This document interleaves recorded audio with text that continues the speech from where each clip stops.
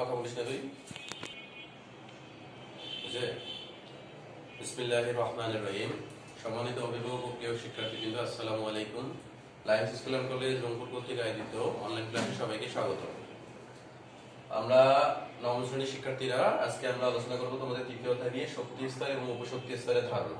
ঠিক আছে, শক্তি স্তর এবং উপশক্তি স্তরের ধারণা। এটাতে আমি যদিও একটা টপিকস নিয়ে আসি কোয়ান্টাম সংখ্যা। এটা আসলে তোমাদের আলোচনা আছে, তবে এইভাবে আলোচনায় নেই। হ্যাঁ, তারপরে আমি তোমাদের একটা জিনিসটা বোঝানোর জন্য শুধু এই জিনিসগুলো নিয়ে আসছি। তবে এটা দিয়ে ধারণার বা মাথা ব্যথা করার তোমাদের কিছু নাই। এটা তোমরা উপরে কলেজে গিয়ে এটা পাবা। তবে আমি এখান থেকে তোমাদের যতটুকু প্রয়োজনীয় অংশ এটা নিয়ে আলোচনা করবো আর কি। হ্যাঁ, তো দেখো, কোয়ান্টাম সংখ্যা মূলত একটা পরমাণুতে একটা ইলেকট্রনকে পূর্ণাঙ্গভাবে পরিচয়ের জন্য চারটা সংখ্যা একত্রে আমরা ব্যবহার করি। এই চারটা সংখ্যাকে একত্রে কোয়ান্টাম সংখ্যা বলা হয়। এই কোয়ান্টাম সংখ্যাগুলো চার ধরনের আছে: প্রধান কোয়ান্টাম সংখ্যা, সহকারী কোয়ান্টাম সংখ্যা, চৌম্বকীয় কোয়ান্টাম সংখ্যা, স্পিন বা ঘূর্ণন কোয়ান্টাম সংখ্যা। প্রধান কোয়ান্টাম সংখ্যাটাই আসলে মূলত হলো শক্তি স্তর, যেটাকে আমরা প্রকাশ করি ছোট হাতের n দ্বারা। n এর মান 0, 1, 2, 3, 4, 5 ইত্যাদি পূর্ণ সংখ্যা হতে পারে। সহকারী কোয়ান্টাম সংখ্যা, এটাকে মূলত আমরা বলতেছি উপশক্তি স্তর। উপশক্তি স্তরটা l এর মান 0, 1, 2, 3 এটা হতে পারে সর্বোচ্চ, এর বেশি সাধারণত হয় না। হলেও এর থেকে আর আমরা যে উপশক্তি স্তরগুলো লিখছি, l এর মান 0 হলে s উপশক্তি স্তর, l এর মান 1 হলে p উপশক্তি স্তর, l এর মান 2 হলে d উপশক্তি স্তর, l এর মান 3 হলে a উপশক্তি স্তর পাওয়া যায়। এর বেশি আর কোনো কিছু আমরা গণনা করি না, যার কারণে l এর মান 3 এর বেশিও আসতে পারে। কিন্তু আমাদের উপশক্তি স্তর অর্থাৎ ইলেকট্রন বিন্যাস করার জন্য আমাদের এর পর্যন্ত গেলেই 108 মোল ইলেকট্রন বিন্যাস করা যায়। ঠিক আছে, এই কারণে আর বাড়তি করে কোনো উপশক্তি স্তর নেওয়া হয়নি। এরপরে দেখবো যে উপশক্তি স্তরের পরেই আছে একটা শক্তি স্তরে। হ্যাঁ, একটা কক্ষপথে কোন নির্দিষ্ট জায়গায় গিয়ে আমরা ইলেকট্রনকে পাওয়ার সম্ভাবনা বেশি পাবো, সেই জায়গাটাকে আসলে বলা হয় অরবিটাল বা চৌম্বকীয় কোয়ান্টাম সংখ্যা, যেটাকে বলেছি। চৌম্বকীয় কোয়ান্টাম সংখ্যা মূলত ইলেকট্রনের ত্রিমাত্রিক দিক বিন্যাসের জন্য ব্যবহার করা হয়। এর মান 0 থেকে +- l পর্যন্ত হতে পারে। যাক, তোমাদের টপিকস কিন্তু এটা নিয়ে আছে, n এর মান নিয়েও আমাদের টপিকসটা আছে, আমাদের বইয়ের আলোচনা আছে। l এর মান নিয়ে আছে এবং m এর মান নিয়েও আছে। ঠিক আছে, আমরা তো দেখি আজকে শক্তি স্তর এবং উপশক্তি স্তর এই দুটো নিয়ে আলোচনা করতে পারি কিনা। ইলেকট্রন বিন্যাস করছো, ধরো সালফারের ইলেকট্রন বিন্যাস 16, পুরাতন ভাবে করছো 2, 8, 6। এটা ছিল তোমাদের k shell, m shell, kl। হ্যাঁ, এটা l, এটা m, তারপরে n শেল, এভাবে থাকে। তাহলে সালফারের ইলেকট্রন বিন্যাস করছো 2, 8, 6। এরপরে ধরো আর্গনের ইলেকট্রন বিন্যাস করতে দিলাম 18। তখন তোমরা সাধারণভাবে করবে এভাবে 2, 8, 8।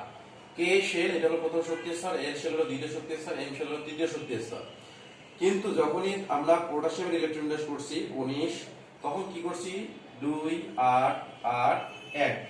ঠিক আছে, তো এইখানে কিন্তু তোমাদের জেএসসির বইয়ে এই ব্যাখ্যাটা দেওয়া সম্ভব হয়নি। দেখো, আমরা জানি যে কোনো শক্তি স্তরের সর্বোচ্চ ইলেকট্রন ধারণ ক্ষমতা কত? ইলেকট্রনের শক্তি স্তরের সর্বোচ্চ ইলেকট্রন ধারণ ক্ষমতা 2n²। তাহলে n এর মান যদি 1 হয় তাহলে প্রথম শক্তি স্তরের সর্বোচ্চ ইলেকট্রন ধারণ ক্ষমতা 2।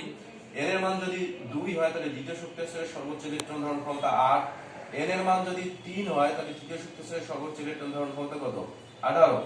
n এর মান যদি 4 হয় তাহলে চতুর্থ শক্তি স্তরের সর্বোচ্চ ইলেকট্রন ধারণ ক্ষমতা কত? 32। অর্থাৎ যখন আমরা ইলেকট্রন বিন্যাস করব তখন ইলেকট্রন দ্বারা শক্তি স্তর পূর্ণ হওয়ার পর তারপরে বাড়তি ইলেকট্রন থাকলে সেটা পরের শক্তি স্তরে যাবে। কিন্তু এইটা আমরা কত পর্যন্ত ব্যাখ্যা করব? এই নিয়মে আমরা চলতে পারি হাইড্রোজেন থেকে শুরু করে আর্গন পর্যন্ত। যে আর্গনের ইলেকট্রন বিন্যাস পর্যন্ত আমাদের ওই নিয়মটা মেনে চলে যে একটা শক্তি স্তর পূর্ণ হয় তারপরে আরেকটা শক্তি স্তরে ইলেকট্রন যায়। যখনই পটাশিয়াম আসবে, পটাশিয়ামের শক্তি ইলেকট্রন বিন্যাস করার সময় দেখা গেল তৃতীয় শক্তি স্তরের সর্বোচ্চ ইলেকট্রন ধারণ ক্ষমতা হলো 18।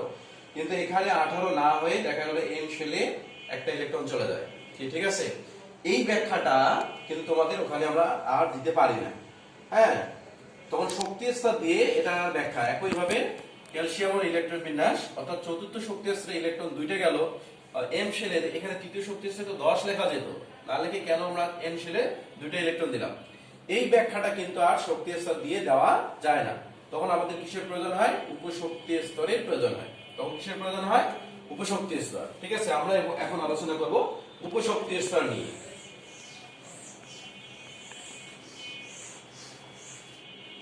দেখো, উপশক্তি স্তর উপশক্তি স্তর কে মূলত এল দ্বারা প্রকাশ করা হচ্ছে।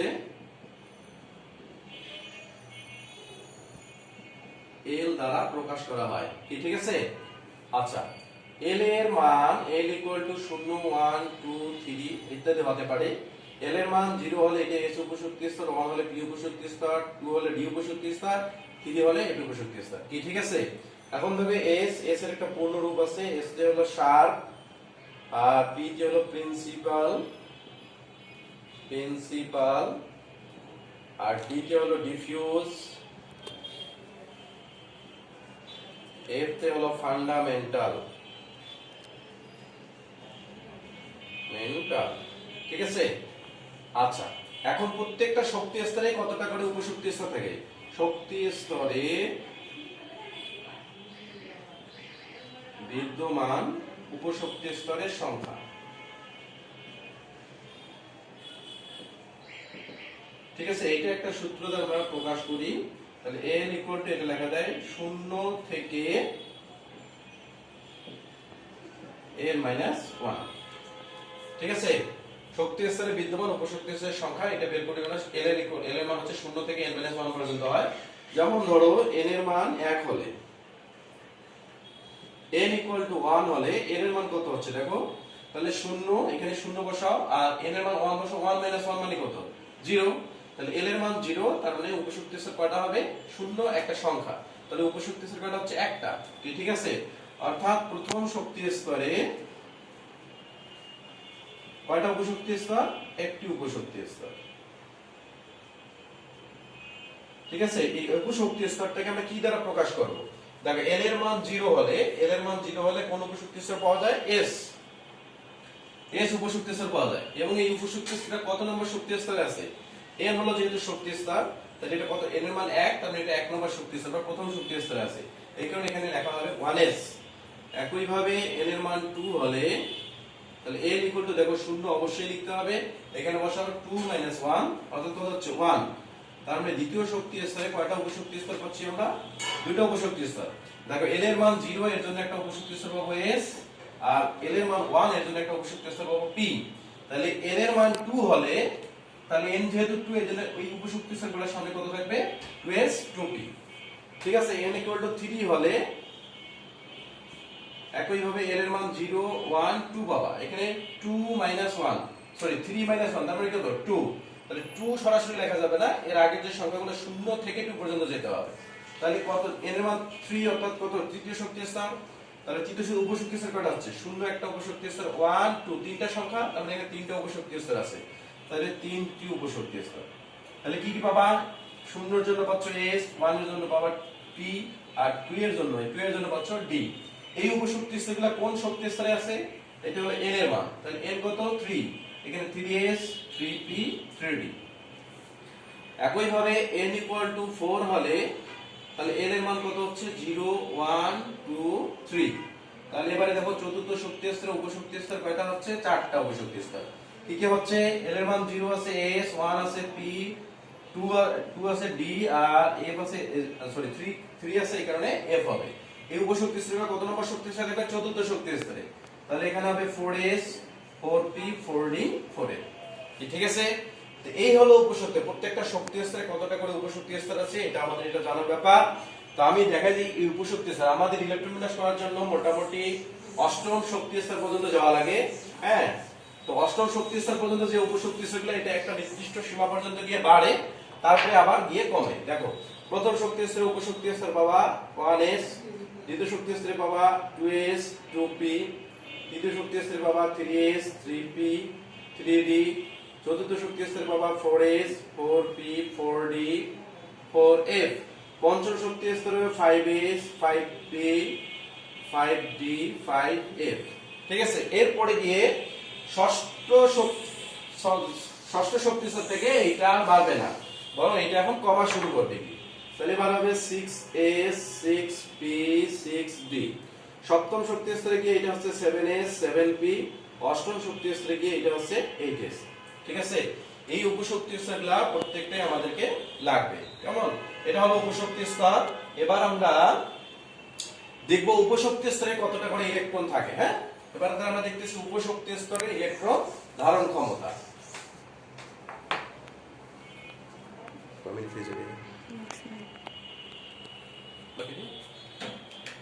আচ্ছা, তাহলে দেখো উপশক্তি স্তরে, এবারে আমরা দেখব উপশক্তি স্তরে সর্বোচ্চ ইলেকট্রন ধারণ ক্ষমতা কত। এটা সূত্র, উপশক্তি স্তরে সর্বোচ্চ ইলেকট্রন ধারণ ক্ষমতা।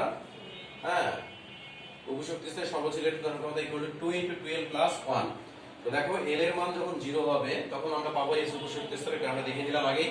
তাহলে ওই এস উপশক্তি স্তরে সর্বোচ্চ ইলেকট্রন ধারণ ক্ষমতা 2 × 2, এল এর মান 0 বসা +1 = 2 হবে। এল এর মান 1 হলে পি উপশক্তি স্তরে সর্বোচ্চ ইলেকট্রন ধারণ ক্ষমতা 2 × 2, এল এর মান 1 বসাও +1 = পাবো 6। এল এর মান 2 হলে ডি উপশক্তি স্তরে সর্বোচ্চ ইলেকট্রন ধারণ ক্ষমতা পাবো 2 × 12 + 1, এখানে 2 × 4 আর 5, 5 × 2 = 10। একইভাবে এল এর মান 3 হলে পাবো এর উপশক্তি স্তর, তখন সর্বোচ্চ ইলেকট্রন ধারণ ক্ষমতা হবে 14। তো দেখো এখানে দেয়া আছে এল এর মান, এখানে হলো উপশক্তি স্তর, এখানে সর্বোচ্চ ইলেকট্রন ধারণ ক্ষমতা, এটা প্রকাশ। এই ইলেকট্রনগুলা sp df এগুলো উপশক্তি স্তর, তার উপরে পাওয়ার হিসেবে থাকে। তাহলে s অরবিটালের সর্বোচ্চ ইলেকট্রন ধারণ ক্ষমতা 2, এটাকে s এর উপর 2 লিখে প্রকাশ করব। p এর সর্বোচ্চ ইলেকট্রন ধারণ ক্ষমতা 6, p6, d এর সর্বোচ্চ ইলেকট্রন ধারণ ক্ষমতা বলতে d10, f এর সর্বোচ্চ ইলেকট্রন ধারণ ক্ষমতা 14, এজন্য f14। ঠিক আছে, তাহলে এইভাবেই আমরা মোটামুটি দেখা যায় সর্বোচ্চ মানে কি এর বেশি হবে না। ডি তে 10টা আছে, তার মানে কি 1 থেকে 10 পর্যন্ত যেতে পারে, কিন্তু কখনো 11 হবে না। বি তে সর্বোচ্চ ইলেকট্রন ধারণ ক্ষমতা 6, তার মানে 1 থেকে 6 এর মধ্যে যে কোনো সংখ্যা আমরা বসাতে পারি প্রয়োজন অনুসারে, কিন্তু কখনো 7 বসা যাবে না। এইভাবে এস এর উপরে 2 বসানো যাবে, 1 বসানো যাবে, কিন্তু এস এর উপর যদি কেউ ভুল করে 3 বসায় সেটা বসানো যাবে না। কি ঠিক আছে? দেখ এটা হলো মোটামুটি আজকে আমরা আলোচনা করলাম শক্তি স্তর এবং উপশক্তি স্তর নিয়ে। তা আমরা আগামী দিনে ইলেকট্রন বিন্যাস নিয়ে আলোচনা করব। তোমরা এই ধরনের প্রেক্ষিতে চেষ্টা করবা ইলেকট্রন বিন্যাসটা সুন্দরভাবে বাড়িতে একটু দেখে নেওয়ার, আর আমি আগামী দিনে তোমাদের চেষ্টা করব পূর্ণাঙ্গভাবে ইলেকট্রন বিন্যাসের বাকি অংশটিকে শিখে দেওয়া। ঠিক আছে, এই পর্যন্ত সবাই ভালো থেকে সুস্থ থেকে আবার দেখা হবে। আল্লাহ হাফেজ।